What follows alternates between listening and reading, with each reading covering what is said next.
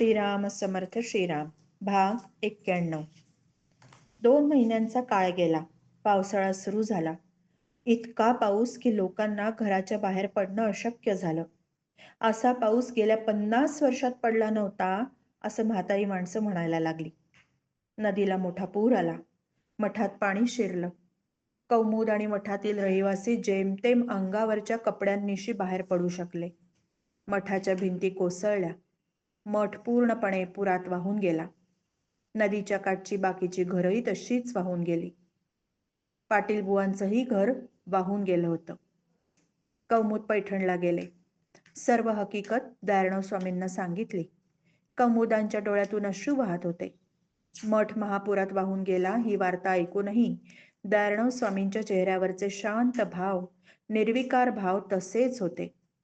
सौम्य स्वरात ते नेहमीच्या सुरात म्हणाले, भगवंतच निर्माण करतो, संरक्षणही तोच करतो आणि त्याची इच्छा असली म्हणजे तोच संहारही घडवून आणतो. तोच मालक, तोच चालक, तोच राखणारा, तोच संहार करणारा. आपण निमित्त मात्र आहोत. औदुंबर गावात काही दिवस महापुराची चर्चा होत राहिली. मग हळूहळू सर्व लोक आपापल्या नित्य व्यवहारामध्ये गढून गेले. आईसाहेबांना स्वच्छता आणि टापटिपीची खूप आवड होती. मठामध्ये कुठे कपडा पडलेला दिसला की तो उचलून धुवून जागच्या जागी ठेवून देत. पूजापात्र, भांडी स्वच्छ घासली जातात याकडं त्यांचं नेहमी लक्ष असे. त्यांना काही वाया गेलेलं आवडत नसे. दयाळराव स्वामींचे दुसरे चिरंजीव मेघश्याम याने हे आईसाहेबांचे गुण आत्मसात केले होते.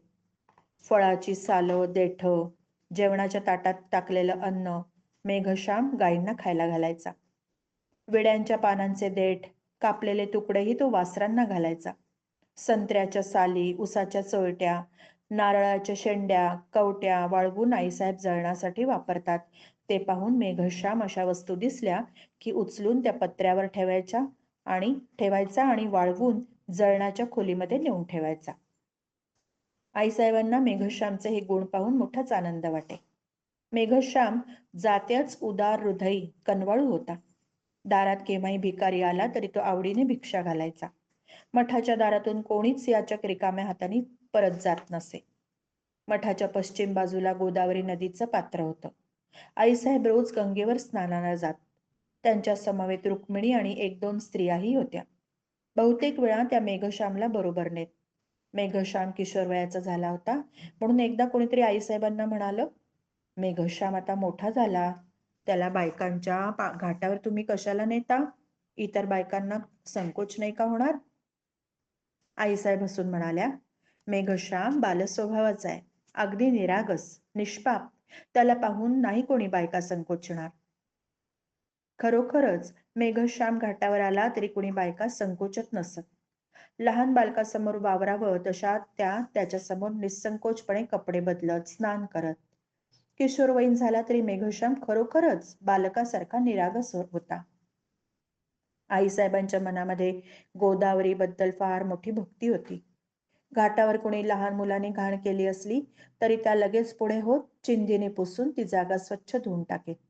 मेघश्यामला वाटायचं, आईसाहेबांचं मन किती निरहंकारी आहे, शुद्ध आहे. इतरांची निस्वार्थी सेवा आईसाहेब मोठ्या आनंदाने करतात, पण स्वतः मात्र इतरांची सेवा स्वीकारायला त्या कधीच तयार होत नाही. त्याच्या हृदयामध्ये आईसाहेबांबद्दल मोठा भक्तिभाव दाटून यायचा. मेघश्यामला लहान वयातच कृष्ण भक्तीची गोडी लागली.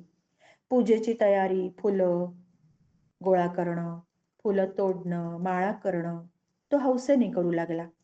एक दिवस पूजेला उशीर होऊ नये म्हणून मेघश्याम भराभर फुलं तोडत होता. दयाळराव स्वामींनी ते पाहिलं. ते हळूवार म्हणाले, फुलं हळू तोडावीत, त्या फुलांनाही कळलं नाही पाहिजे अशी. तितक्याच कोमलपणाने ती देवाला व्हावी. झाडावर होतो तसेच आता गोपाळकृष्णांच्या मस्तकावर आहोत असंच त्या फुलांना वाटलं पाहिजे. आणि झाडावरची सगळी फुलं तोडू नयेत.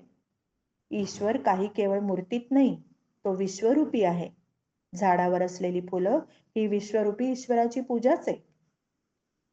मेघश्यामला जाणवलं, दयाळराव स्वामी हे नुसते बोलले नव्हते, त्यांचं स्वतःचं आचरण तसंच होतं. गोपाळकृष्णांच्या मूर्तीवरचं निर्माल्य काढताना सुद्धा स्वामी अगदी हळुवारपणे हाताने काढतात. परडीत ठेवून त्या फुलांवर तीर्थ शिंपडतात, त्यांच्यावर हळुवारपणे हात फिरवतात आणि ती परडी मस्तकाला लावून त्या फुलांना वंदन करून मगच ती विसर्जनाला देतात. त्या फुलांनी गोपाळकृष्णाची पूजा सजवली, त्यामुळे जणू स्वामी सुद्धा कृतज्ञताच व्यक्त करतात.